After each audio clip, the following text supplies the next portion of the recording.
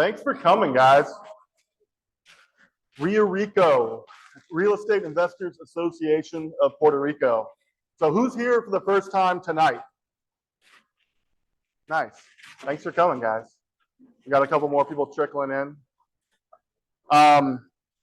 Who here is invested in real estate on the island right now? Beautiful. Wow, that's awesome. There was an event last week, a sub-2 event, and there was a whole bunch of people that were, yeah, Laura was there. Yeah, hey. So it's exciting seeing the change in the community and how people are embracing, I think, the collaborative effort that we are, I think, trying to inspire and trying to help create here. So I think that's the mission behind REIA Rico in general. When we created this, so I'm Zachary, by the way. Me and Catherine created this group about 3 years ago with the whole goal in mind to be collaborating and to be partnering with people and to try to bring some transparency in this market. And I think it's happening. I think we're seeing that in the developments of it. There's a hotel that's being developed, and Looking Glass Hotel, Jerry Norton and a couple other partners are involved in that. And it's exciting seeing that change. It's literally happening across the street. So if you don't know me yet, come up and talk to me, and let's get to know each other and see if we can collaborate and see if we can do things together, because I have a lot of resources, and I'm definitely, I think we have the abundant mindset here, trying to, share more than trying to, harbor everything and take it all in. There's enough for everyone. We see all the abandoned houses, we see all the opportunities here. So I don't think anyone is afraid of that. So the agenda for today, we're going to do the announcements, and then we're going to do forced networking. I think the forced networking is really an important part of this group, because some people can't stay till the end of the meeting, and I think the most impactful relationships that I've had, that I've built here in this group, have been after the speaker meeting. And some people aren't able to stay. If you can stay till after the meeting, definitely stay and talk to people. But forced networking in the middle of the meeting also, enables people to connect and to, get people's numbers. If you don't have, if you're not a part of the WhatsApp groups, we have 2 WhatsApp groups. So there's the Deal Makers and the REIA Rico WhatsApp groups. If you're not a part of that, you should get a part of it. Lindsay, I think in the back, has a QR code with a sheet that has it, and you can also get with me, and I have it. I can connect you with it. So get a part of those WhatsApp groups, and then so back to the agenda. After forced networking, we're going to have a sponsor come up, and we're going to have a guest. Our guest is Nate Whigham. So he's going to be presenting. A couple years ago, when I heard his presentation originally, it was really insightful, because my idea of Puerto Rico, and really, my knowledge of Puerto Rico, is really limited. And his history of Puerto Rico is really enlightening. It's really informative. So I definitely encourage everyone to stay here and listen to that. After that, we'll have needs and wants. So we'll have an opportunity for everyone to come up here. Anyone that wants to come up here can come up here and share about a deal or an opportunity that they have.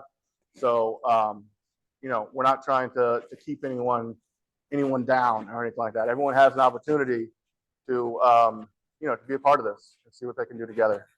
So, who here has been to the Deal Makers breakfast meeting at 7:30 in the morning every Saturday? Not every Saturday, but if you've been there once. Okay, Jeff's been there, yeah. So we do this Deal Makers meeting every Saturday, and it's not in one location. It's in a different location. So last week, we had it at Johanse's project that he's building in Canovanas. And we want to find other projects. So if you have any other places that you want to go and visit, maybe, show some people, hey, this is a house that I'm, taking down. If you want to get involved with it, we can kind of have a little open house for you on Saturday morning. So we like checking out new projects. We like, bringing people to these places. So if you have a place that has, 10 to 20 people that can stay there, it has electricity. That's key. It has electricity. It has water. then we can, probably have an event there. So also sponsors. We're looking for sponsors. If you want to sponsor this, we're a nonprofit. We're doing this just out of the, we're not trying to make any money here. We're just doing this to collaborate and just to build more partnerships. So if you want to be a part of that and you want to, highlight your service or your product, let me or Catherine know, and we can give you some time to chat up here. So next week, who here is planning to attend the Puerto Rican Tourism Summit 2023? It's on September 6th and 7th. Got a couple? Nice. So I went there last year, and there was a lot of great connections that I made, a lot of good stuff. That tourism contact that I shared with you, Sharif, I got from that. So I definitely encourage people to go to that. I think it's free, right? Yeah, so if you have some time next week, hit up the convention center and the tourism convention that they got going down. So I'd like to introduce Catherine, our co-founder, Catherine Moran. She just got off a flight from Tampa, so fresh off the boat. Thank you. All right. Thanks, guys, for coming out. I see a few new faces, so appreciate you taking time on your Thursday night to come to a meeting about real estate. So that tells me something. It tells me that you're motivated to learn and to grow, and you're in the right place, because that's what we're about here, making connections and networking. You ever heard that saying about your network is your net worth? Or your net worth is your network? I'm not actually sure which direction it goes, but I think it kind of works both ways. Like the idea being that you're not creating wealth in a bubble all by yourself. Like there are probably internet marketers that can sit in a bubble and make some bots and, create things with AI that are just churning out money. I don't know. That's not the way it works in real estate. And in real estate, our connections with other people, our partnerships, our lenders, our customers, I do a lot of Airbnb, so our guests who come to stay in our Airbnbs, all of that is part of the ecosystem that allows us to grow our wealth. So, and I'm sorry, I missed it when Zachary asked, who here is invested right now in Puerto Rico real estate? Okay, and who here would like to get into Puerto Rico real estate and just hasn't had the opportunity yet come their way? Okay, awesome, thank you. So when we got to Puerto Rico in 2020, Zachary and I wanted to hook ourselves into the local groups, and we couldn't find them. So we created REIA Rico to make it just possible to connect with other people in person. Internet is great, Zoom is great, but it's also really cool to get to know other people and actually find out, there are people in this room that could help build your wealth for you. There are people that have deals. There are people that have money. There are people that have knowledge about things and how things work in Puerto Rico and have connections to, gestors and lenders and people in the government that will help you get to your goals. So I thought it was, an important thing to build this community, and that's why we started it. It's been a labor of love. So certainly, who here is an annual supporter? I know we've got a few of you in the room. Okay, give these guys a hand.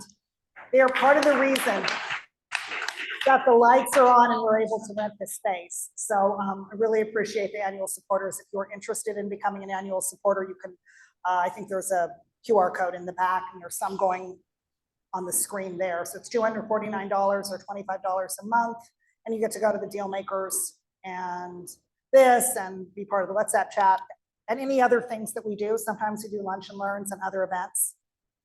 So I just had a couple things I wanted to share with you guys. I want to ask, is anyone here doing anything for their own growth and self-improvement? Any sort of, mindset things that they're currently involved in? Any kind of boot camps or mentorships? Anyone have anything? Do you want to share what it is you're doing?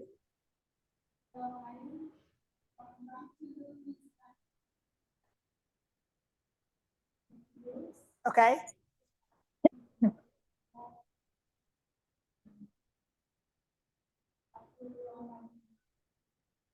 Exactly.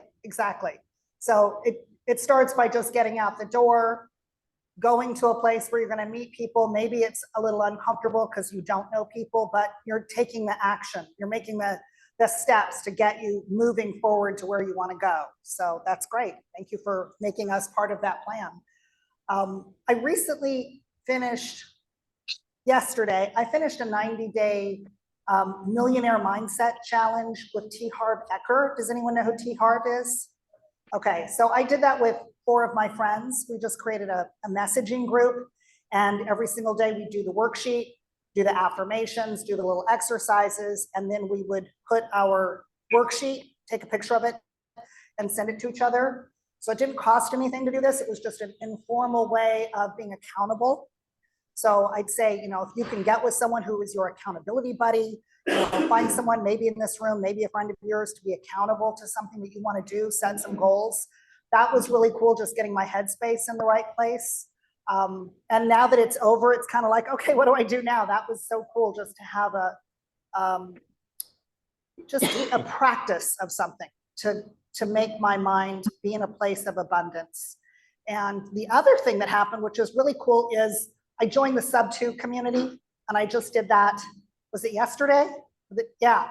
Is anyone here in the Sub-2 community, which is Pace, Morbies? It's this whole community. There's thousands of people, thousands of Zoom calls, all kinds of cool stuff.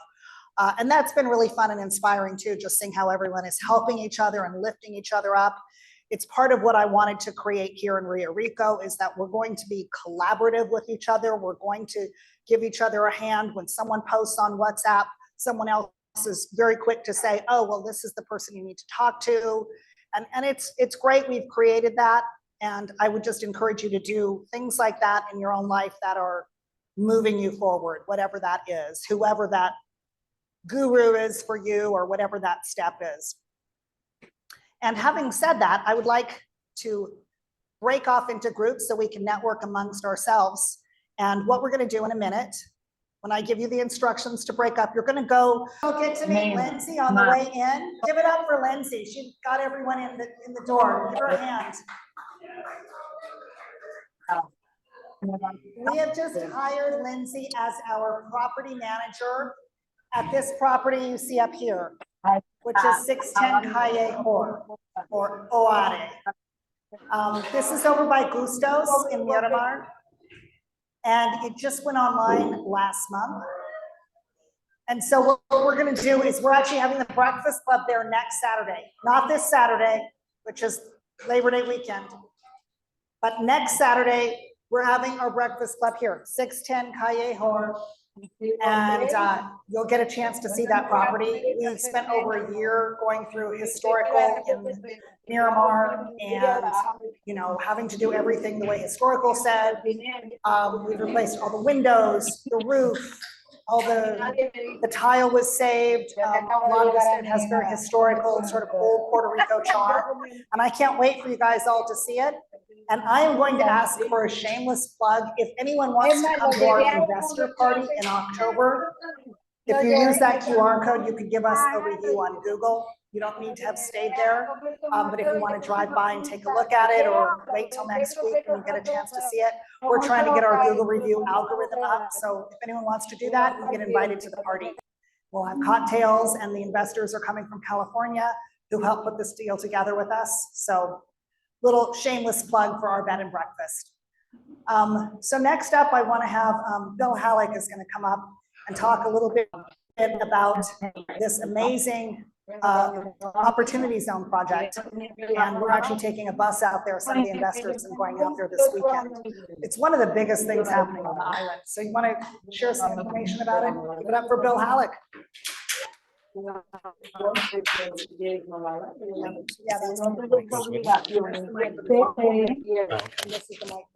I got you. How's everybody doing tonight? Good, good. We're in, where are we? Puerto Rico. So real fast, actually, Catherine's been knowing a lot more about the Opportunity Fund. If you guys know, who knows Robbie? You might have saw him on like YouTube. I kind of resemble him if my beard was more white, so give me a couple more years and I'll probably rob you out on the beard. But anyway, I've done a couple deals with him, and he wanted me to speak on his behalf because he's not here. He was in Rincon and they got stuck over there and they're doing something And the opportunity zone, most of the island is an opportunity zone fund that they have. And if you guys are interested in it, it's sort of like a 1031 exchange on steroids is how people might describe it. So again, Catherine, I think you have more information on it than I would have, but I just wanted to come up and say hello. And Robbie had asked me to talk about it. So if anybody has a piece of property where they're going to sell and they're going to have a capital gain type situation, I believe you can move that money into the fund here. And what essentially it does is allows you to avoid the huge tax hit. So it's a really nice move, especially for anybody that wants to be part of investing in Puerto Rico, which is most of the folks here in the room, because that's why we come to these events. That's why we network. That's why we're here. We're excited to be part of the change to help improve things and make things nicer. So pretty exciting. A little bit about me. I got down here. We moved I have a mortgage company I started in 2003, moved it to Puerto Rico 2019. And I moved here probably right after COVID because 2020 was kind of a crazy year, as we all remember. So we do mortgages here in Puerto Rico. We're licensed. We had some programs that were really good, some non-QM programs. I don't know if you guys are familiar with that terminology. That particular investor has pulled out. They're no longer here. We're working on getting a couple more.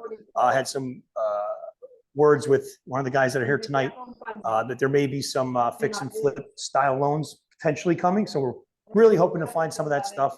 I'm working with another company. It's a very big company stateside. They're a fund that's merged with that particular mortgage company. And now we're trying to get them. They have a retail presence with a license here. So there's a lot of steps, but if we can get them, we'd really love to be able to use them to underwrite some of the non-QM fix and flip DSCR. Everybody heard the term DSCR before? You guys know what that is?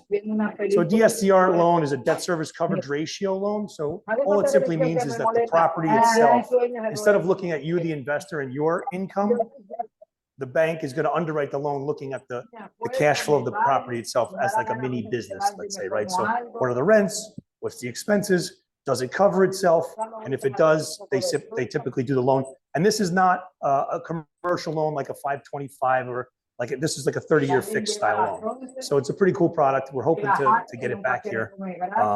So if you have any mortgage questions, I mean, talk to myself, talk to Nate, the speaker who's going to be tonight. He's on the commercial side. He does a lot. You'll hear him speak. And there's some realtors in the room. If you're a realtor, go ahead, raise your hand so people can know who's who in the realtor world. So if you guys need a realtor and you want to talk to a realtor, look at the folks with their hands up. They can help you as investors. So that's who I am. If you want to chat, feel free to say hello. Y está bien, gracias.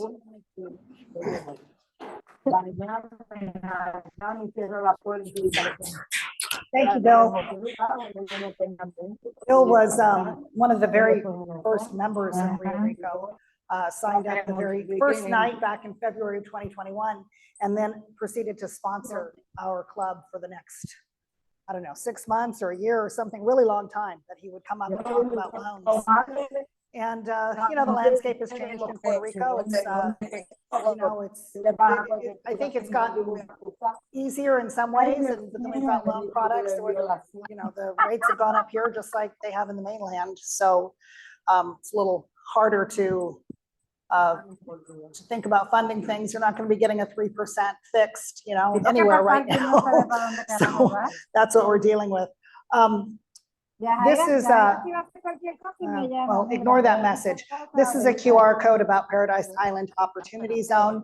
So if you're interested in this particular property is down in Cabo Rojo at the very end of Cabo Rojo. The lighthouse is just beyond the frame of the picture.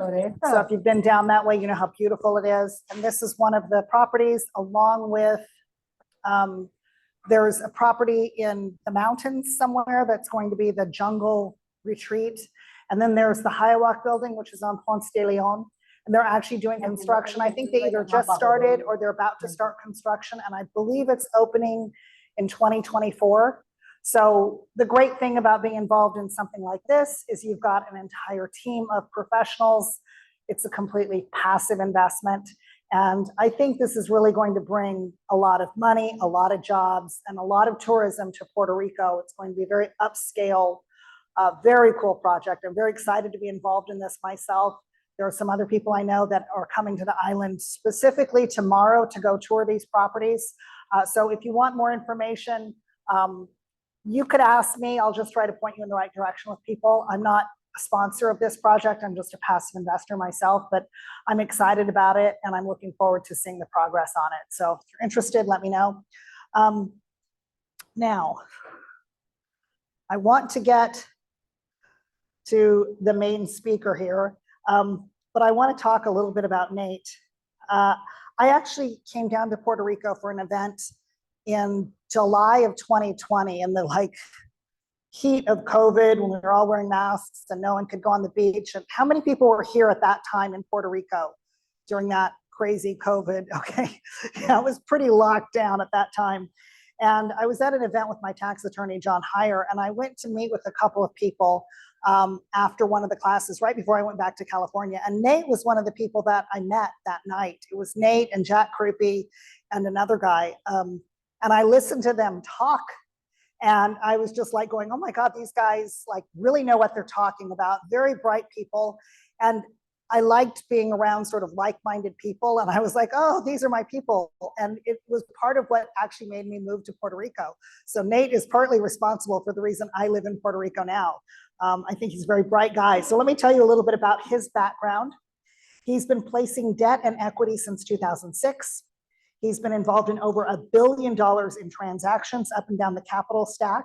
He is the founder and president of EN Capital, a capital advisory firm based in San Juan, Puerto Rico. Prior to founding EN Capital, he held positions in Clean Fund Commercial, Pace Capital, and Nebu Capital. Nebu Capital, a boutique commercial real estate capital advisory firm. He has also been in renewable energy as a developer and entrepreneur. He holds a graduate certificate in space law through the law school at the University of Mississippi, an MBA from the Marshall School of Business at the University of Southern California, a BS in systems engineering from the University of Arizona, along with a California real estate broker's license. Wow. So come on up, give it up for Nate Whigham.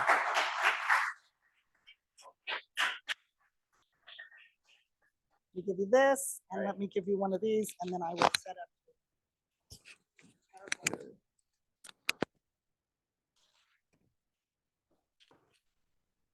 All right, thank you.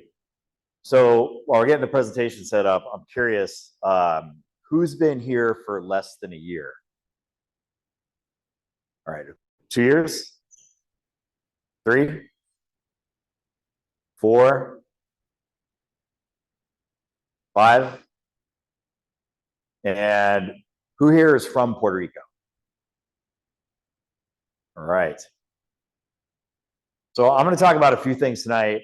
I'm going to talk a little bit about the economic history of the island. A lot of the people that are from here, I think, will recognize some of the things I'm going to talk about. There may be some things that you might not have been aware of. And then we're going to talk a little bit about credit markets in Puerto Rico and where I think some interesting investment opportunities on the real estate front are. And then we'll showcase a project that I'm working on that I think you all find very interesting. Is that the one? That's it. Okay. Okay. So this is a presentation that I've given, I don't even know how many times now in different, to different types of audiences, typically investors, family offices, entities like that, and it's kind of evolved over the years. Can you go to the next slide? So, yeah, you don't need to read all that. Just know I'm not a broker dealer, security stuff, blah, blah, you get it. I created this in partnership with a gentleman named Adam Greenfader. Some of you may know, I think he's spoken here at REIA Rico several times. He and I have partnered up on several deals. We've got some really interesting ones we're working on right now. And he and I developed this presentation together. All right, so the first part of it is Puerto Rico. What is it? So obviously this isn't news to any of us, but as you know, a lot of people on the mainland, they really kind of don't know what Puerto Rico is or where it is. And obviously it's an island. It's about 100 miles by 35 miles, which makes it landmass wise about the size of Connecticut. And we're 1,000 miles southeast of Florida. We got 3.2 million people here. Puerto Rico's people that are from here obviously know this, along with people that have been here for a while. If you've had the opportunity to explore the island, you know that Puerto Rico is really special because it has so many different microclimates. I mean, it really is a truly beautiful island. And the fact that you've got tropical rainforest on one corner and literally a desert on the other side of the island with a wonderful mountain range in between that has a ton of natural rivers, waterfalls, all of that. This really is a special place. And you may not know that we have 3 of the world's freshwater bioluminescent bays here in Puerto Rico. It's only 5 in the entire world. We got 3 of them. So, when I talk to people about Puerto Rico, and I'm kind of referencing specifically people in the mainland, there's a lot of common misperceptions about Puerto Rico that I hear pretty consistently. And to be frank, until I moved here, I was probably in that bucket too. I didn't know much about the island. And it's funny, actually, when I was moving here, my sister was like, "Why are you leaving the US?" And I'm like, "What are you talking about?" Like, it's the US. But this is the kind of stuff I hear, right? If I'm trying to get an investor from the mainland to look at something here, they usually ask questions like, "Well, does the island not have power? Didn't it get destroyed by the hurricane? Is it really America? Is it something in between? Can you speak English there and function? And where is it?" And actually, this is a true stat. Before Maria, only 40% or 41% of mainland Americans actually knew that Puerto Rico is a U.S. territory. One of the kind of positive things that came out of the media coverage of Maria and the mainland is it actually put Puerto Rico on the map of people in the mainland in a much larger way. So now the awareness of the island, the fact that this is U.S., has gone up pretty significantly. It's over 80%. Where is it again? Where is it again? Yeah, exactly. Yeah, or the one I hear all the time when I talk to them. "Hey, Nate, how you doing? You still living in Costa Rica?" It's like, "Sure, buddy." So again, everyone here in this room, I think, knows this and understands this, but this is something that I have to drive home to potential, capital sources repeatedly, and that is that yes, Puerto Rico is definitely an American territory. All Puerto Ricans, as we know, are U.S. citizens. Any Puerto Rican can get a U.S. passport. We got federal courts here. The currency is the dollar. There's military presence on the island. Federal agencies are here. All of it.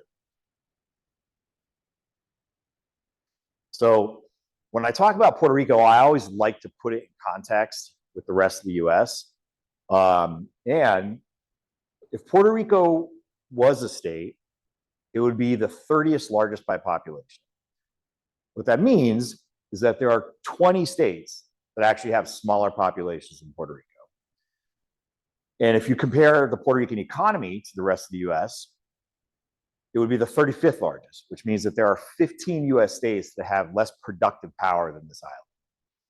And I think most people in the mainland don't know that, and I think a lot of people here don't know that. So the one state I always like to pick on is Hawaii, for obvious reasons. It's the one state that's an island. And also because this is my usual investor conversation when I call someone up and say, "Hey man, I got this great opportunity in Puerto Rico." They'll say "Well, we only invest in the US." I'll say, "Well, obviously Puerto Rico is the US." And there's usually a pause while they're probably Googling it. And then they'll be like, 50 states. And I'll say, "Okay, did you do a deal in Hawaii?" Yeah, no, we've done projects in Hawaii. We like Hawaii. Cool. Well, here's why Hawaii sucks when you compare it to Puerto Rico. We have 3.2 million people. They have 1.4. Our economy is $113 billion a year as of last year. Theirs is $75 billion. Our biggest industry is high-tech manufacturing. It's 50% of our GDP. There is no other no state that can say that. Their biggest industry is tourism, which I would call very high risk. We're 2.5 hours from the mainland US. They're 5.5 at best. And the next usual pushback I get is well, their GDP per capita is higher. It's $58,000 a year. Puerto Rico's 31,000. I said, yeah, you are correct about that. But what you don't know is that when you adjust that for the cost of living, because the cost of living in Puerto Rico is 27% below the US average, whereas the cost of living in Hawaii is 98% higher than the US average. It's actually the most expensive state in the entire country to live in.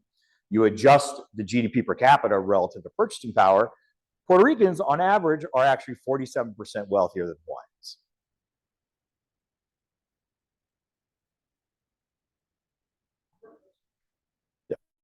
And when you go to look at Hawaii's biggest industry versus ours, tourism here is 6.7% of GDP.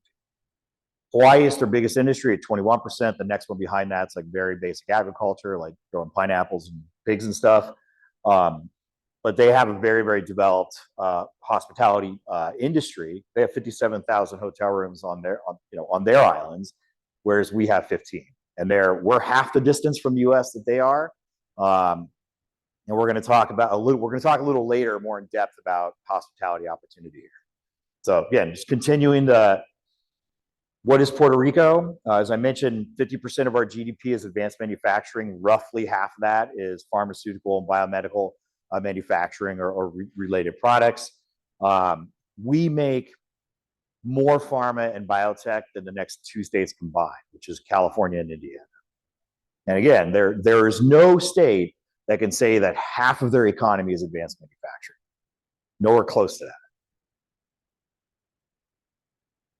And this is just a map of all the pharma biotech facilities. You know Puerto Rico, you know the industry is everywhere. And as a result of Puerto Rico having for so long such advanced manufacturing capabilities, we have a pretty fantastic STEM labor force, which I think is a real big strength on the island. So there's over 100,000 STEM jobs in Puerto Rico. I won't go through all this, but the university system here is very high quality. It produces about 25,000 STEM majors every year. And NASA actually hires more engineers from the engineering school at UPR Mayagüez than any school in the entire country. And that school also, I believe, graduates more female engineers than any other engineering school in the country. We have the 6th largest concentration of scientists and engineers in the world here. Number 5 is all of the US. We're number 6. And we have a very, very strong aerospace presence. I'm not going to get into this presentation, but some of you know I have some involvement in bringing the space industry to Puerto Rico. That is definitely building some momentum, which I think is going to be very, very good for the island in a whole bunch of different ways. But one of the reasons that the space industry is looking to be developed here is because we have all of these STEM capabilities and we have this existing presence in aerospace, which is pretty significant. All right, so I'm going to do a brief economic history of the island, which I think really helps put a lot of things in context and understanding why the economy here is structured in the way that it is. So a lot of you know that Puerto Rico was obviously a Spanish colony until Columbus discovered it in 1498.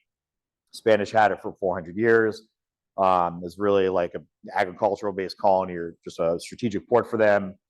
The U.S. got Puerto Rico in the Spanish-American War, along with a bunch of other Spanish territories around the world. And the U.S. really didn't. I don't want to say it didn't do much. It was just really tried to create.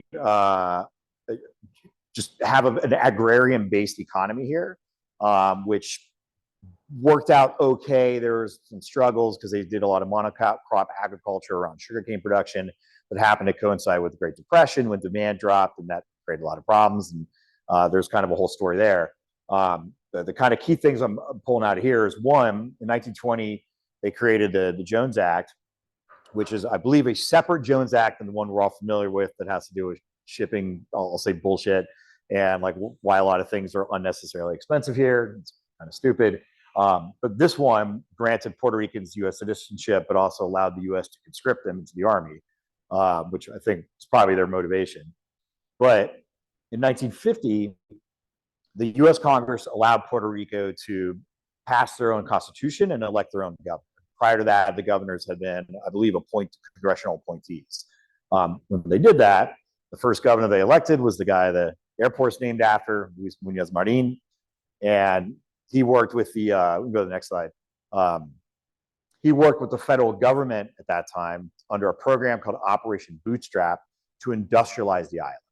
And that was really when they took the initiative to shift Puerto Rico's economy from agrarian to heavily industrial. And that was kind of the beginning of the industrial boom that started here. And it was a very intentional effort between Marine and the federal government for a bunch of different reasons. One of the important ones to understand, and this has to do with the structure of the hospitality industry today, is that while, in the 1950s, the mafia controlled Cuba, and they started trying to make investments in Puerto Rico. And the Kennedys were in power, and they were no friends of the mafia. And they were like, there's no way you're going to take a U.S. territory and build casinos and your hotels and have your activities there. And so they worked with Marine to industrialize the island, but at the same time actively disincentivize tourism development. And I believe Marine was quoted saying something like, "We will not be an island of butlers and bellhops." And that mentality of not promoting and even disincentivizing hospitality development basically lasted here until they created Act 74.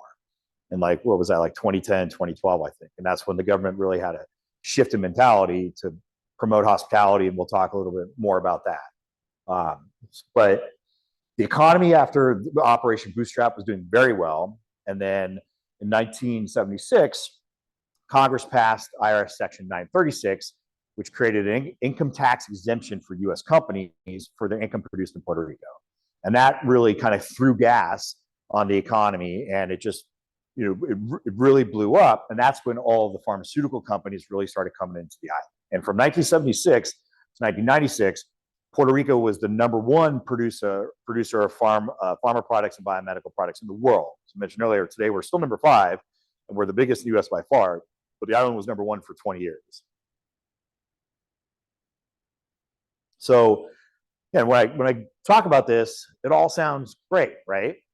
So the big question is, and we all know the story of economic distress here.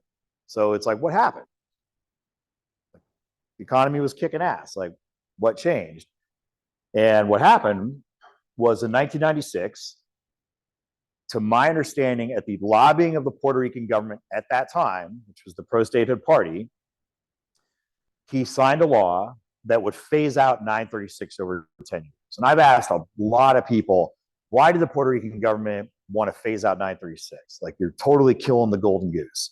And the best, response I've heard is that pro-statehood party thought that they were making a deal with Congress at that time, that if, we're going to do a 10-year phase out, and at the end of 10 years, we'll be a state and life will be fantastic. And we all know that didn't happen. And what did happen is industry started leaving. I mean, you kind of think about, how do you build an economy in Puerto Rico? And Puerto Rico today is the biggest economy in the Caribbean by far. Second biggest is the Dominican Republic. I think they're about 80 billion a year. And number 3, I think, is actually like Turks and Caicos, which is like 24 billion. So almost every economy in the Caribbean, every island, their largest industry is tourism. These are all beautiful islands. But it's all the other reason for that is that there aren't a lot of natural resources here to exploit. So you can't create an extraction economy, which is where you're pumping oil or gas or timber, gold or whatever, right? And so you have to find a way to get industry to come to your economy and be productive and create jobs. And if you're talking about an island that is 1,000 miles away from the mainland, you need to have incentives to get companies to do that. Otherwise, it just doesn't make sense. Why am I going to go put a factory 1,000 miles away from the coast of Florida, deal with that shipping and logistical transportation costs and humidity and all that stuff? Well, you're not going to unless there's an economic incentive. And 936 was that incentive. And the island decided to phase it out. Again, they thought they were phasing it out because they thought after 10 years, by 2006, we'll be a state and we'll get all the benefits that come with that. And again, that didn't happen. And so what happened is industry started leaving. Employment started shifting from the private sector to the public sector. I believe today it's still, overall employment is still about 25% public sector employment. And the island is basically facing a situation at that time where you have declining tax revenues, shrinking economy, and people were also migrating out for better economic opportunities. So your population is contracting, none of which is a good, stable economic situation. But they didn't want to cut services and deal with, all the negative things that come with that. So they just borrowed money. And Puerto Rico has triple tax exempt bonds. The island actually had the first municipal bond market, I believe, in the entire country. And so effectively, they had a really nice credit card. So they borrowed money. And they did that for a while, trying to get through this economic crisis until it just got to a point where that was not sustainable. So we can go to the next slide.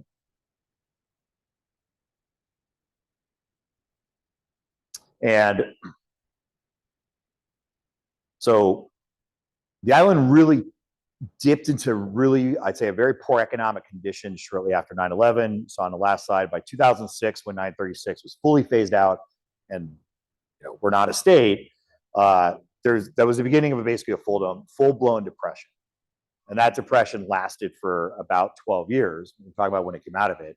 But as a result of this, and a result of the fiscal crisis that occurred here as a result of the government continuing to borrow too much to try and get themselves, try and manage this very challenging situation, Congress in 2016 passed the Puerto Rico Oversight Management and Economic Stability Act, PROMESA. Many of you are familiar with that. And what PROMESA did was a few things, but the most important in my mind is the U.S., and this might be not, I know PROMESA is like a controversial thing to talk about, but I look at it from an investor's perspective, and I say, okay, so the federal government basically came in and took away the island's credit card and said, you've gotten yourself into debt. It's understandable kind of how you got there, but this is where we are. We have to restructure this. This is something that has to be cleaned up, or you will never recover from this.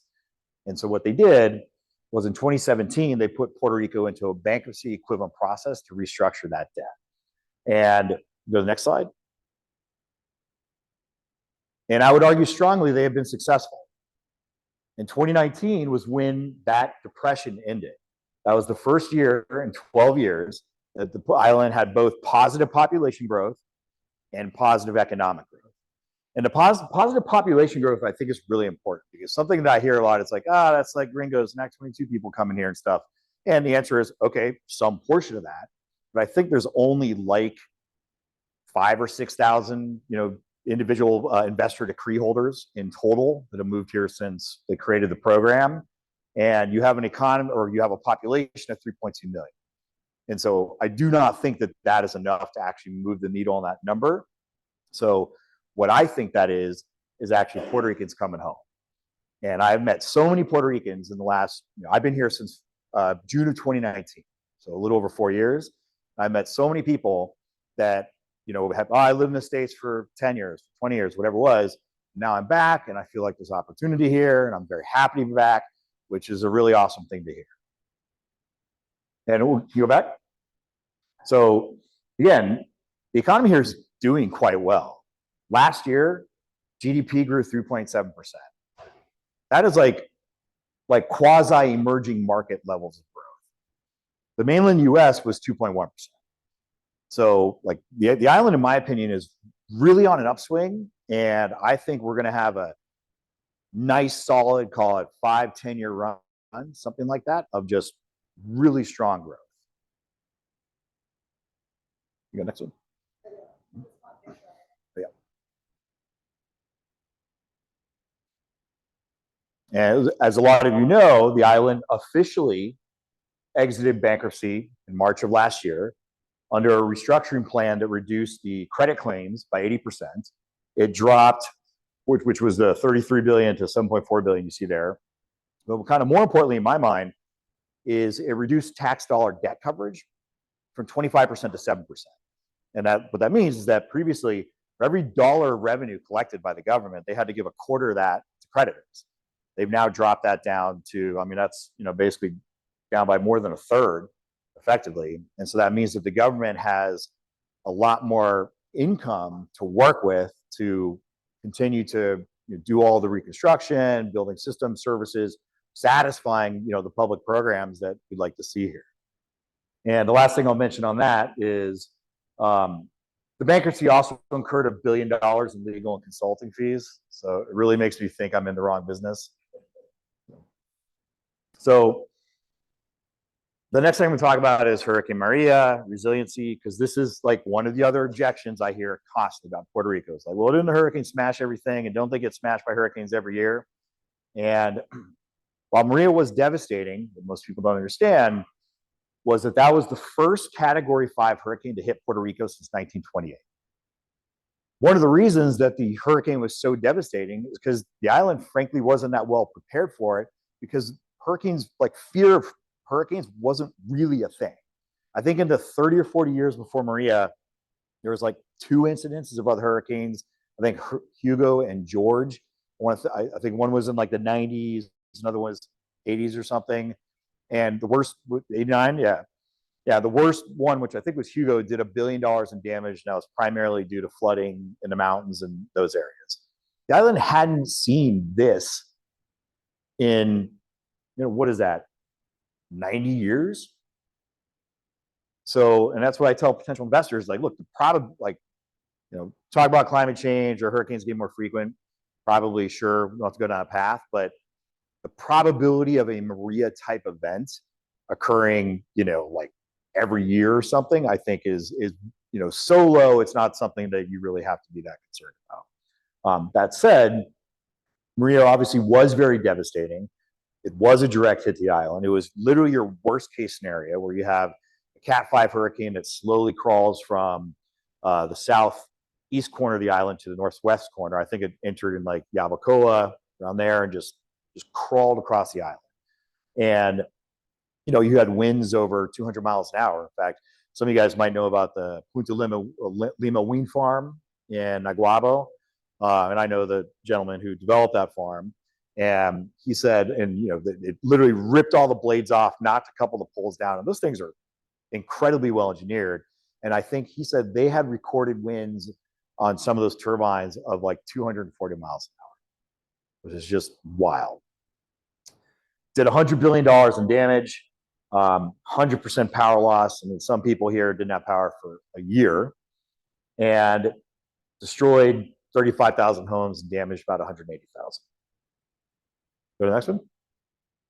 But there's something that's really important to understand about Puerto Rican real estate and its relationship to Maria, and that is, and this stat comes from the Builders Association, that 55% of Puerto Rico's housing stock is what in here is called informally constructed, and it's what in the mainland you would call illegal and unpermitted. And there's a cultural reason for that. I mean, you go out of the city, you have situations where a lot of families will own a lot of land, and one of the sons gets married, and so he gets this portion. They got to build a house, and so he buys construction materials and beer and pizza, and the neighborhood comes and helps him, and they build the house, and they're going to do that because when it's their turn, he's going to come help them, which is very cool. The only problem with that is there's no inspections. So you build a house, it's not built to code, and when a Category 5 hurricane with 240-mile-an-hour winds comes through, it just smashes the hell out of all that. And so most of the kind of destruction and devastation that we saw, all over the media about Puerto Rico were informally constructed properties. And in fact, 98% of formally constructed properties had virtually no damage beyond like a broken window. Puerto Rican building codes are actually very robust, because they're stronger than Miami-Dade codes. You're building for hurricane scenarios, you're building for seismic activity, along with all the weather and humidity that we receive here in the Caribbean. So if you build something to code here, it is by default quite resilient.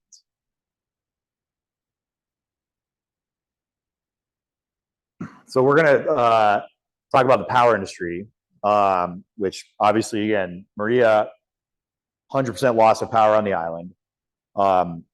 From 2009 to 2012, I was a solar developer. I was developing projects in California with the Air Force and cities and different things. And the company I worked for, I was involved in the deal, but that company spent about a year trying to do a project here. And you would think that on an island where even at that time the cost of energy was extraordinarily high compared to the rest of the country, that any kind of renewable energy project would totally make economic sense. And they do. They pencil out wonderfully. The problem then is that you had PREPA. And that company I worked for spent more than a year trying to do projects here, dealing with PREPA, got nothing interconnected, and we're like, F this, we're done, and we're leaving. And I know so many other developers that have that same experience. We all know, like, whatever you feel about PREPA, like they were not helpful to renewables, and they really fought tooth and nail allowing projects to get interconnected. And that's why this energy, the Puerto Rico Energy Public Policy Act, which is a law, an energy bill that was passed here in 2019, was so important because that did a few things. One is it established a very aggressive RPS, or call it renewable portfolio standard, of 40% by 2025, where it's like 1% today. So we'll never hit that. But it basically, I think what it did was it was a signal to PREPA and to everyone else that that the government was very serious about adopting renewables, which they should be. The entire load on this island is 5.8 gigawatts. If you're familiar with the power industry, you know that is not that much. Like, it does not take that long to actually build out that production capacity. This should be renewable island. And now some things are happening to kind of get it there. One of the things it did was that it mandated that T&D, which is transmission delivery, got pulled away from PREPA and given to a private party. That private party was LUMA. They took control about 2 years ago. I know, again, it's a controversial topic. People have different feelings about LUMA. What I know is that when I moved here 4 years ago, my power went out all the fucking time. And it would go out for days. And my wife and I would like get out candles and like a propane stove and be like, okay, how many days are we not gonna have power? Today, the power goes out much less frequently, and it goes out for like 10 minutes, maybe an hour. I haven't gone to look for my candles in like 2 years. So however people feel about LUMA and whatever, that whole conversation, that is my experience. So the other thing that it did was also take generation away from PREPA. That happened that took a little longer. That happened in January this year. I put X's there because I just can't remember the name of the company that took it over, but I believe it's a Fortress subsidiary, which is a big private equity firm. But now they are taking over the generational assets. And what that means is that PREPA doesn't have as much to do. They still exist, but now they need to find some productive things to do, and they've got all this federal money to do stuff with. And so they're actually doing stuff, like holding RFPs for large utility scale solar projects. In fact, they have a plan to issue 6 RFPs for about 3.5 gigawatts of solar production capacity. Remember I said the whole load's 5.8. That's more than half the need of the island. And that they've done the first 2 rounds. I'm actually working on helping capitalize 100 megawatt solar project that was awarded in round 1. The 3rd round is due tomorrow. So if you want to bid it, you should like get to work. But they're doing it. Things are happening. So these are all, I'm very bullish on Puerto Rico next, call it decade. And this is one of the big reasons why, is the amount of renewable production, both through battery storage, through other projects that are going on here. There's some other wind projects in development, some ocean thermal power and other things that for an energy person is all very exciting. And I think, all trending in the right direction. At the same time that LUMA is reconstructing the power grid to make it more resilient. And if you do that well enough, you could have another Maria type hurricane in Puerto Rico, and you may not even lose power. And there's a lot of money to pay for this. So after Maria, we go back to, yeah. After the hurricane, the federal government in different ways, primarily from Congress, but also a little bit from the executive branch, mandated $100 billion of aid to the island. And as I mentioned earlier, our economy is 113 billion. So that's pretty significant. Now, the last presidential administration never released any of that. There's probably talk about why or whatever. I kind of like half joke that I think Trump got rejected by a Puerto Rican gal in high school and he's never gotten over it. Because a lot of like his, I think, unpleasant feelings toward the island seem unjustified. But whatever, Biden came in, he turned the tap on. So money is starting to flow in now. And there is $13 billion of federal money allocated specifically for the reconstruction of the power grid and also for public schools. So there's plenty of money to pay for all this development. And that's really the most important thing to think about when you're talking about, okay, well, you have these awesome infrastructure plans, that's great, but like, where does the funding come from? The funding's here, you just got to use the money.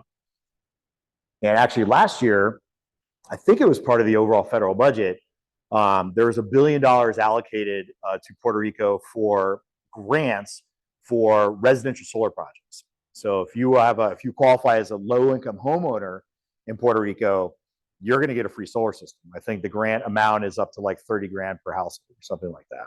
So we are going to see a lot of distributed generation on the solar side, which is really positive for the grid, for the island, in so many ways. This is just a slide that just showcases the amount of federal funds that were given to the island. This isn't even everything. This is just what goes through Core 3. The other funds of 30 billion, most of that, 20 billion of that's the CDBG money, the community development block grants, which there's a whole bunch of different programs that's being deployed through. But the moral of this story is that, again, for all this reconstruction activity, there's plenty of money available to fund these projects. Yeah, just keep going. All right, so this part of this presentation is usually when I'm like talking to a group of investors or family offices in front of in the mainland or something that don't know much about Puerto Rico, and so this is describing the tax incentives that are here, which gets everyone really excited. We can probably skip through this section. I think most of the people here are familiar with Act 2022, what's now Act 60. Although I will say it still blows my mind that first slide that only 2 countries in the world tax their citizens on citizenship versus residency, and that's Eritrea, which is a tiny country in Africa, and the US. Every other country is like, well, if you don't live here and use our services, like, why would you make you pay taxes? Like Uncle Sam's like, hey, where's my money, man? Like, so yeah, so we can just keep going.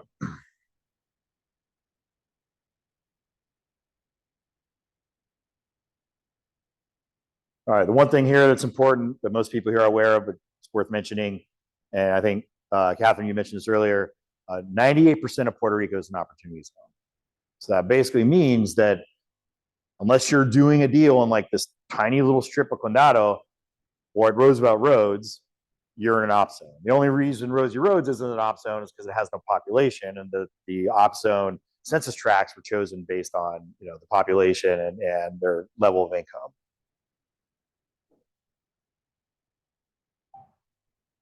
You just keep rolling through. Yep. Yeah, this is just in detailing the different tax programs, Act 73 is a manufacturing incentives. We can sit here. So we were talking about earlier the hospitality industry here. As I mentioned, tourism is only 6.7% of GDP, less than 7%. And again, that is due to that story that I told about the economic history of the island, going back to when they industrialized that with Muñoz Marin and the Kennedys, and the fact that tourism again was not just not encouraged, it was actively disincentivized. And I actually think there was a cultural component to it. I say that because anytime I talk to a business person here who's a little older, as in they were doing business during the good times before 1996, the stuff I hear is things like, man, we were making so much money. Like everyone was making money. Virtually, with the exception of just a couple new towers in Condado, all of these condo towers in Condado and Isla Verde were built for Puerto Ricans. And I think while the economy here was really rocking and rolling, Puerto Rico really kept a low profile relative to the rest of the US. They kind of didn't want, they're like, just keep your mouth shut and don't tell anyone how much money we're making. And, it's not for them, it's for us. And what that meant was, again, tourism was not actively promoted. Encouraging outside, investment capital from outside the island to come in here wasn't promoted. And that's because it wasn't needed.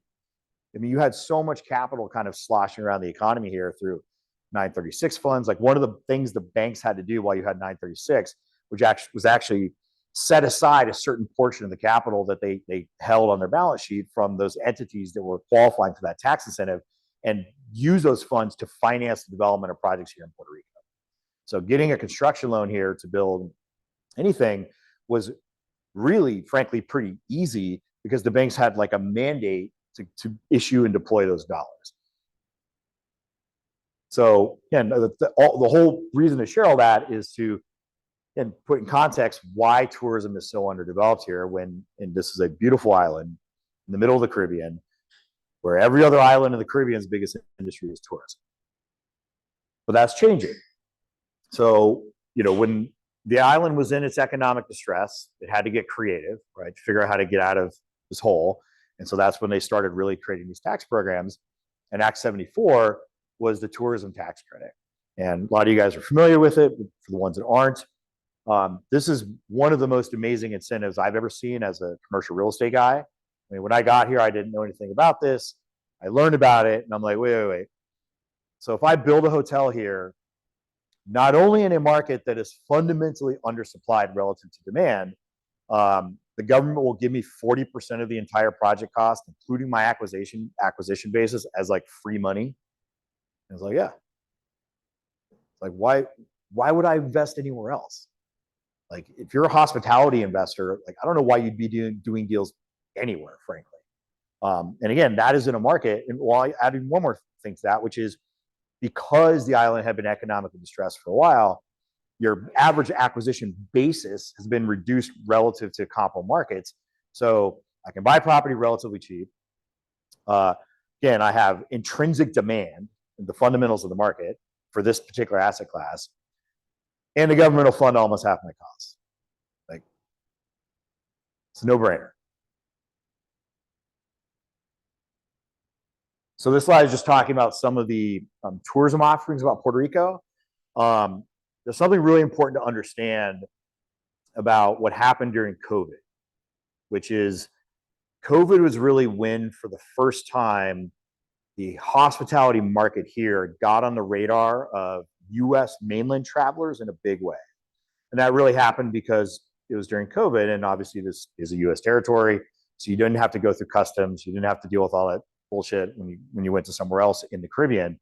And so for those of us that was here during that time, we saw actually a really heavy uptick in tourism, some of which was a little funny because I think it was Spirit had like $30 flights to Miami. So it's a lot of interesting people that were hanging out here for a while, we'll say. But regardless, the tourism market here actually recovered twice as fast as the mainland. And it has not turned around since then. And I frankly don't think it will. And so now you already had an undersupplied market. Now you have like a step function increase in demand, because now people in the mainland are like, oh yeah, Puerto Rico is awesome. It's US territory. I don't have to deal with this and that. Great. And you get all those other incentives. And so, I know that I have seen while I've been here, the average daily rate for most of the hospitality properties here has doubled or tripled. It's just gotten, much, much more expensive because occupancy is so much more high, so they can command those prices. I mean, when I moved here, you get a room at the Vanderbilt for like $200 a night. Now that's 500, 600. The Ritz-Carlton in Dorado, Ritz Reserve, well before this event actually, has consistently had the highest ADR in their global portfolio, I think forever. When I moved here, your cheapest room there was $1,000. Now I think it's $2,000. And they're getting it. And that's their like most basic little box room. I think the St. Regis is averaging something like 800 a night, something like that. So yeah, so that all that just shows that demand is here. I think the island is going to be developing hospitality infrastructure for the next 10 years, and it's all probably going to do very well. So this is another point to mention on the tourism side. There's another very smart thing that the government did, I think about 5 or 6 years ago, is they created a DMO, which is a destination marketing organization.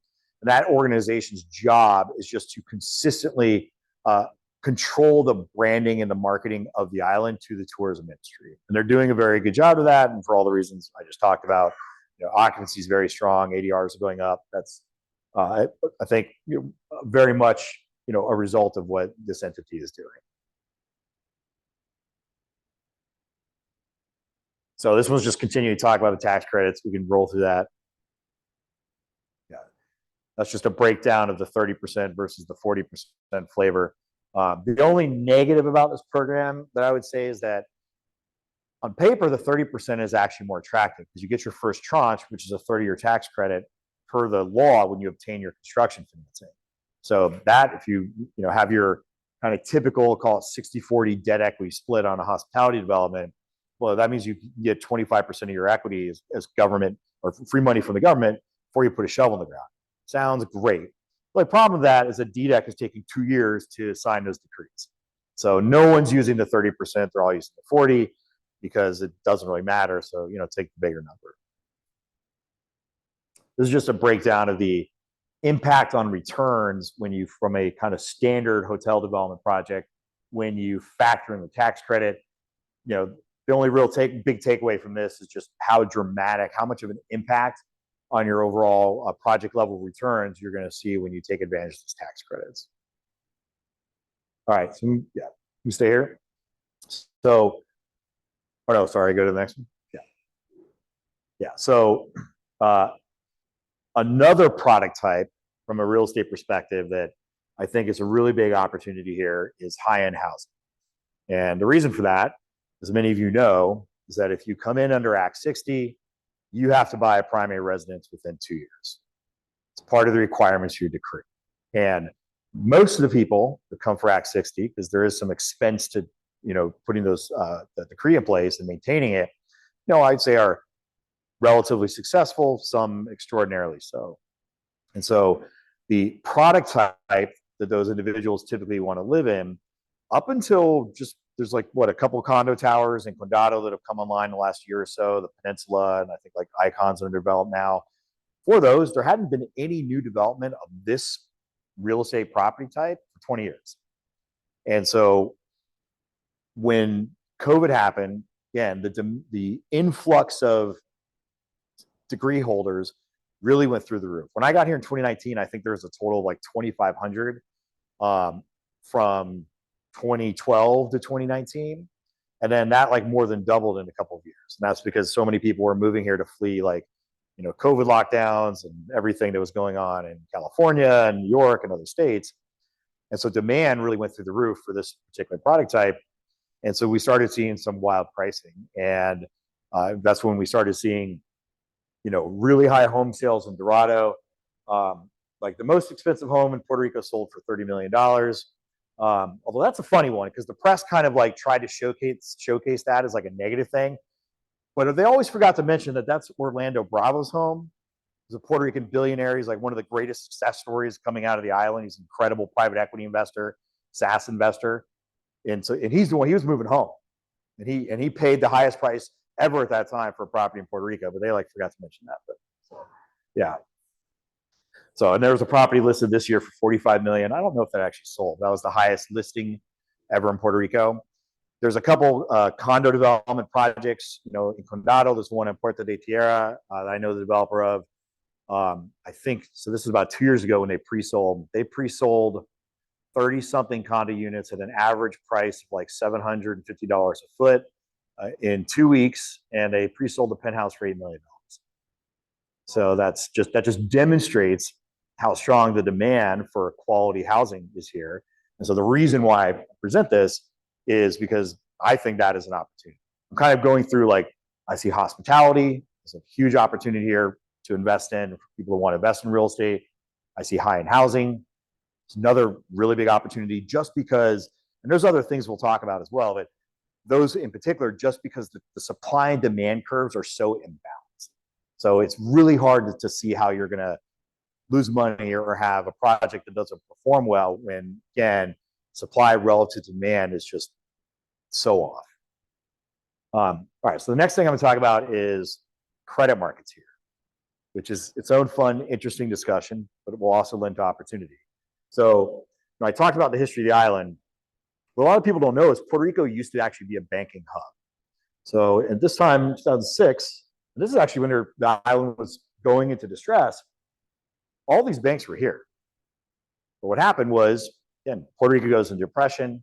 We had the great financial crisis that impacted Puerto Rico like the rest of the country. Several of these banks failed. Western Bank had some epic blowout because some borrower, I think, stole $100 million from them or something.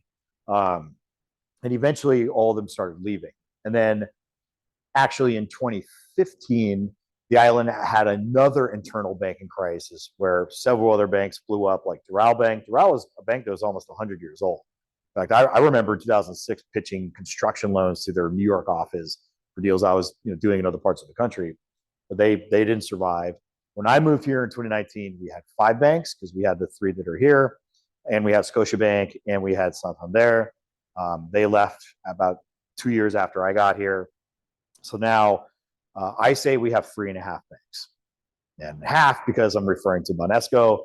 Banesco is a really interesting bank because they have 1 branch here. They're owned by a Spanish bank holding company, but they are going to be ramping up here because about a year ago they closed a grant of $250 million of Tier 1 capital from the federal government. It was part of COVID relief programs. And if you are familiar with banking, you know that Tier 1 capital you can leverage extensively to put out loans. And so what that does is it actually gives them something I think like $2.5–3 billion of lending capacity in total. But the federal government, to incentivize them to finance projects in Puerto Rico, is basically giving them double credit for that from a regulatory perspective. So what that means that Banesco has, they're moving very slow to how do they deploy that, which actually I think is intelligent, but they have a lot of dry powder to put to work here. And so I think very quickly you're going to see them ramp up. And I know the bank relatively well, and they're, in my perception, more focused on projects that are things that will either create jobs or provide affordable housing. So they're not going to be financing, kind of I was going to say they weren't financing the high-end condos, but actually Nova project they did finance. So I take that back. So they're doing interesting stuff, and I wouldn't sleep on them. Yeah, that's the banks today. So as far as the private credit market, I mean, who in this room has struggled to get financing for a project? Yeah. So giant pain in the ass, right? And there is a reason for that. And as I described, a lot of it has to do with the fact that all these banks left, but there's another contributing factor, and that is in the mainland US after the financial crisis, you're trying to you could not get a construction loan to save your life from a bank for anything. I'm a billionaire and I want a 50% of cost construction loan to build this multifamily project in a great part of town where there's high demand that you would think anyone would do. You just couldn't do it. I know because I was trying to place those loans. And it wasn't until about 2014, 15-ish that banks started coming back and actually providing financing again for projects. And so what happened in that interim period was the private credit market in the mainland really developed and matured. And now it's very significant. I was talking to someone earlier about if you brought me a deal in Southern California that needs a quick moving loan or something, I know 100 lenders, and I'm not exaggerating. I literally have 100 private credit lenders, debt funds that I can go to take that deal to. And you can say the same thing in almost every other large state. And that's because, again, that there was a void in the marketplace, a demand for credit that banks weren't satisfying. And so the private credit came and filled it. In Puerto Rico, you had that same void in the marketplace, that same demand, but the private credit market here did not develop in the same way. Part of it had to do with the fact that I don't think the island kind of had the opportunity to, because you had depression, financial crisis. Oh, we have our own internal banking crisis. Hurricane. It was just like one thing after another. And so there just wasn't enough kind of natural time in the market to allow these things to develop. And so they did. So what that means today is that, today our economy today is a little bit bigger than what it was in 2001, which was kind of the last good year Puerto Rico had before it went into its depression. It started kind of going down economically. And in 2001, the private credit market here was about $30 billion a year, or the entire, I would say the entire commercial credit market. So that's all your banks, your private lenders, that's everybody. Today, we have an economy that's a little bit bigger, and that commercial credit market is about 15 billion. So we literally have the same or more amount of economic activity and half of the credit available to support that and lubricate that economy. And so that is why it's so difficult many times to go out and get project financing, because there just isn't that much credit available here. So that just shows that change over time. I think that's from 2006 to 2019. So you can see that it's literally half available credit. So we can just go to the last one. All right. So following that same thread, what does that mean? Well, it means in my mind that if you are a private credit investor, there is an excellent opportunity here to deploy capital. You could fund loans or participate in loans that, in the mainland would probably have a comparable credit profile as far as quality of project and borrower, but you can probably command a yield on those loans here, something like 300 to 500 basis points higher. And it's just because of the fact that there's just not a lot of, there's definitely not a lot of competition, but there's just not credit. I mean, there are a couple private debt funds here that are very sophisticated, very smart, a very good relationship with them. And they would happily tell you, yeah, the island needs like 10 of us. Like, we're super busy. We do as much as we can, but there should be we would welcome competition because it would help the island and we would still be just as busy. Yeah, 1 basis point or a BIP is 1/100th%. So 300 basis points is 3%. Yeah. So you can go, yeah, go back to the last one, the previous one. Yeah, there you go. Yeah, this one just kind of summarizes all of these things, and the real takeaway is just that, and there's so many other things I could talk about here that are super interesting. Like I touched on the space industry and some other stuff, but I tried to not have this thing be 3 hours long, which it could be. But really the takeaway from this is just that you have so many of these different things and inflection points that have a line in Puerto Rico that I think create opportunity for investment that it's literally impossible to find something that's more compelling across the mainland US and probably in other markets around the world. I mean, this is the only place in the country where you have like beautiful beachfront land that's in an opportunity zone. So, all right, so that's that. Yeah, any questions I'll answer, and then I'm going to show you a project that I'm working on that I think you'll find very interesting.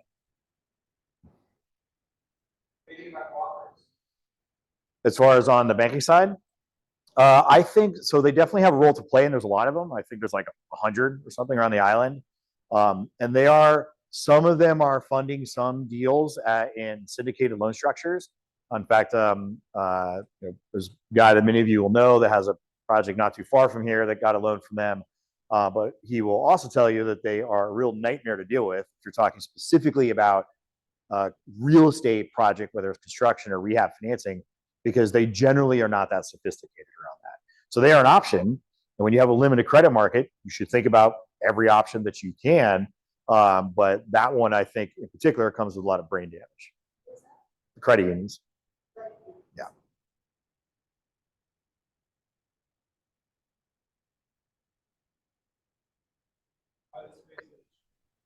Man, that's I just gave a presentation on that like 2 weeks ago. I will briefly say this. Puerto Rico is arguably the best location in the US for space activity.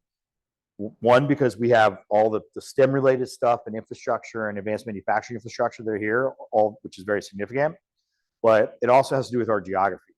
So we are the closest US territory to the equator, with one exception, which is some tiny little island in the middle of nowhere in the Pacific that has no people or infrastructure.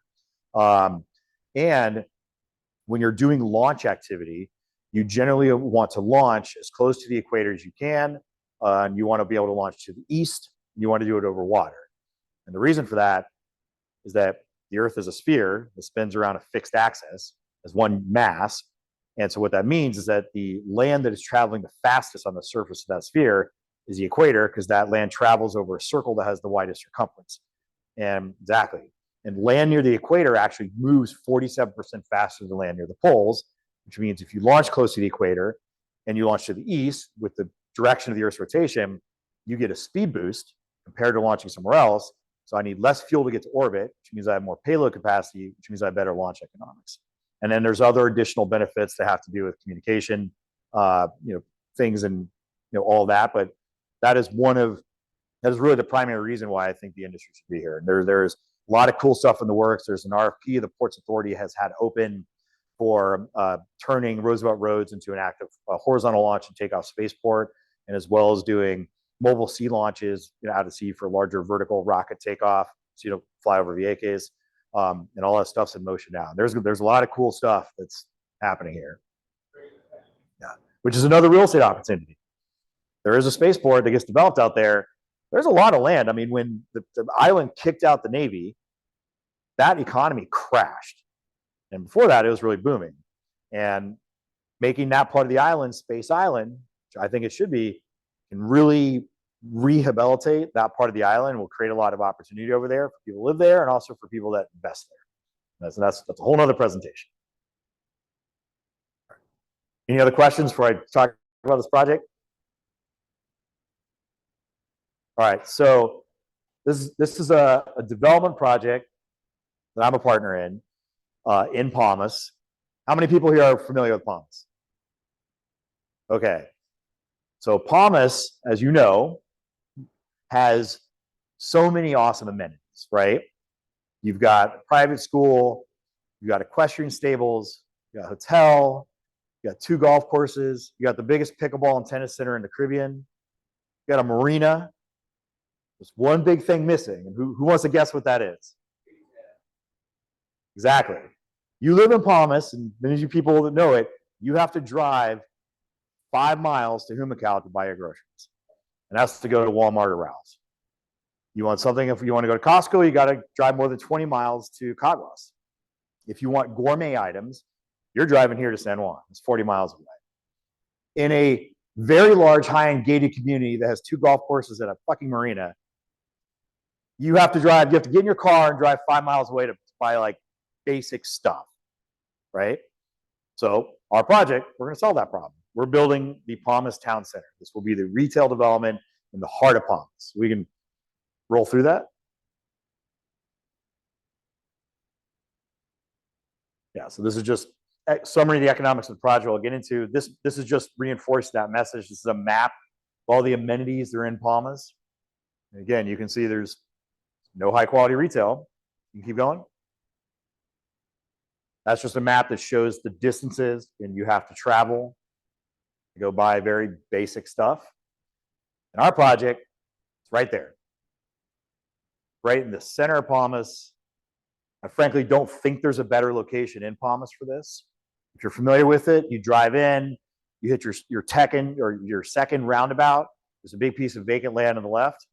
That's our land. We bought that on December 30th of last year. I think we might have actually been the last transaction to close in 2022 in Puerto Rico. So you can keep rolling through it. So the project says town center. It's going to have a combination of uses. In fact, actually, I think you can roll down one more. There's a site plan. No, keep going. Yeah. One more. There's a site plan that has the uses laid out. Here you go. Perfect. So we're going to have 15,000 square foot high-end grocer, high-end pharmacy, inline retail. Our 2-story buildings. So we can have inline on the bottom and primarily medical office on the top. So that's going to be, concierge medicine, medical spa, get different treatments. We actually have a space right now we have an LOI executed with a laboratory testing, medical lab testing company. That out parcel H, we have an LOI sign with a day spa. It's going to be very cool there. And then we have, I think out parcel G is designed to be a bank. So we're talking to the various banks on the islands and some credit unions about taking that space. And then throughout the center, we were going to have 4 different restaurant concepts, everything from coffee shop in the morning to, nice dining for brunch, evenings, etc. And the one thing I really like about the design of the project is since they're all separate buildings, there is a lot of open and common area space between the buildings where people can congregate, hold events, come hang out, whatever. And so because of that design, we really believe that our center is going to be, really the heart of the community of Palmas. It's going to be, if you're there, hey, let's go grab a coffee. Let's get the kids and go out brunch this weekend or whatever. you're coming here. Any questions? That project? Yep. Yeah, so, well, we haven't started construction yet, so we don't yet have our building permit. We're going through that. When we bought the land, it was always entitled. This was always part of the community master plan for that. So we didn't have to go achieve the zoning change or major variance or anything like that. So all that was pretty simplistic. We have had to get some administrative approvals, like, making sure there's not wetlands, kind of standard stuff, but it hasn't been anything that's been unusually burdensome. Yeah, I think it's actually in the economic summary. Yeah, keep going. Yeah, this is like so we're going out. We just, like, today started going out for our final equity raise. We raised some LP equity earlier this year, and we closed our GP when we bought the land. And the equity we raised earlier this year funded our pre-development costs. Right now, we're raising the balance of our equity needed to go close our construction loan, so that we're trying to wrap all that up by the end of the year, so we can start construction early next year. Then this is like our equity raise deck, so it's comprehensive. Yeah, there's a land purchase. Yeah, it was a little over 3.1 million. That's what we paid for it, for 8 acres of land. That's for 8 acres, right? Yeah. Yep, exactly. Sorry? Pre-approved to build that. Yeah, well, that parcel had always been, scheduled for that in the master plan. So.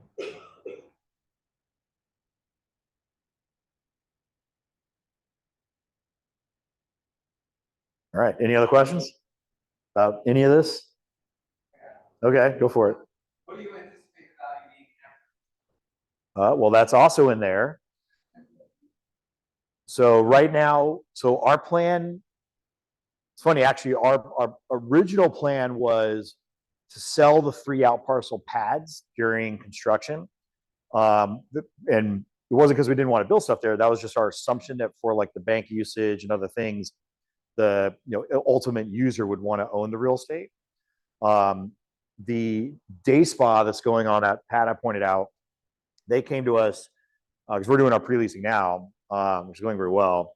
But they came to us and said, hey, we just want to lease the space. We build the building for us. And we just did the math and said, sure, like, you'll increase our project costs. So you need to pay us this rent for it to make sense. And they're like, awesome. And it was actually a pretty nice above market rent.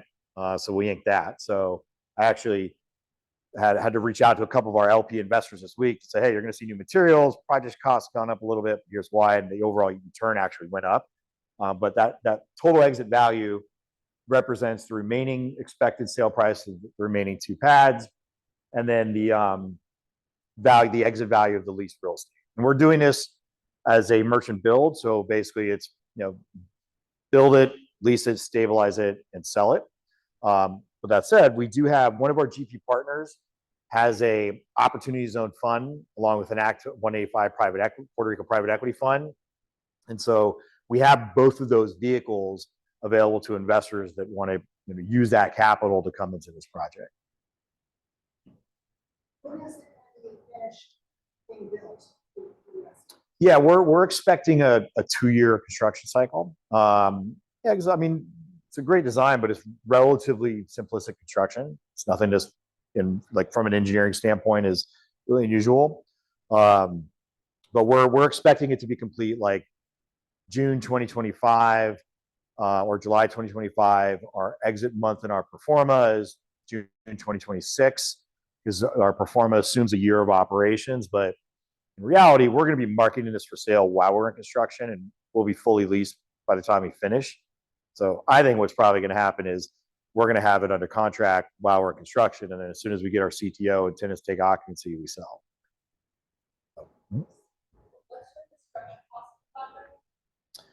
That is a great question. That is in here. Yeah, if you scroll over. Yeah, we've got $12.5 million in hard costs allocated to construction. That's hard costs? That's hard costs. We got 3.6 million in soft costs, and I don't think it's on this page, but we do somewhere have, or actually in this, I don't think it's actually in this presentation, but we have some other materials that break out what our cost per foot is. But I think, I'm not going to do public math, but we'll say I think it's like 360 a foot all in something. So yeah.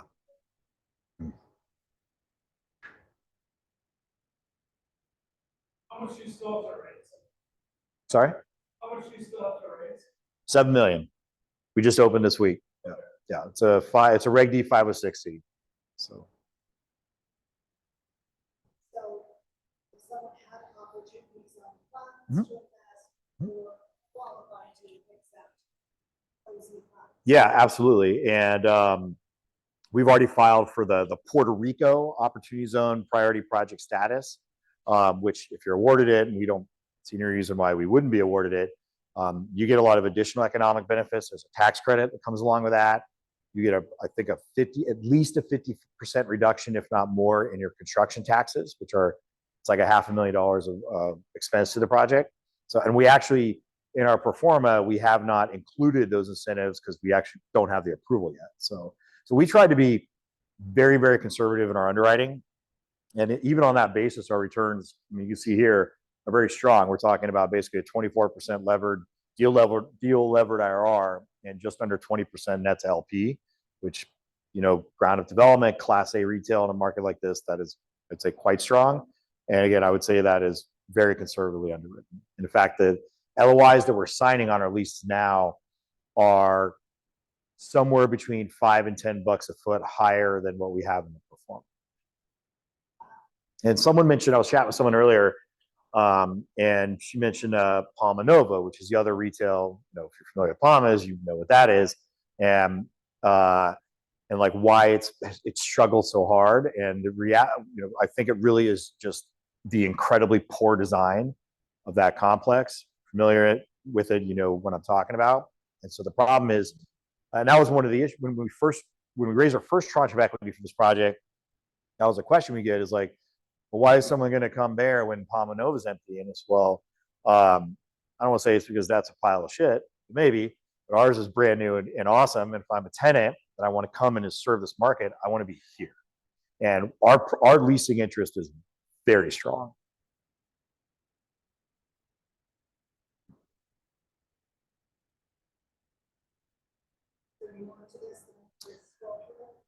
No, so that's our equity deck. If anyone's interested, come talk to me. Happy to talk about it. I'm optimistic we're going to raise this capital pretty quickly, and this is a project I'm pretty excited about. It. The last thing I'll mention is that we have a really, really strong project team on our GP side, but the primary sponsor is a gentleman named Andy Carlson. If you're familiar with him, he's the country manager for JLL for Puerto Rico, and this is his personal project. And so we're using JLL for project management and for leasing, and any other third-party developer that would build this project would go hire him to lease it. So this is his deal. So.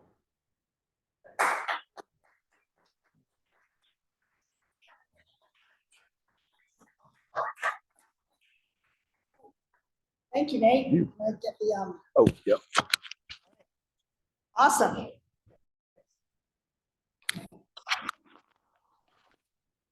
Oh, I just love it when I see cool projects in Puerto Rico. I think, what do they say? The rising tide raises all boats or something. Like, we all benefit by having people who are willing to invest thousands or millions of dollars into projects right here in Puerto Rico. And this will be so much nicer for living in Palmas. I don't live in Palmas, but it sounds like a great addition. The very last thing that we like to do every single REIA Rico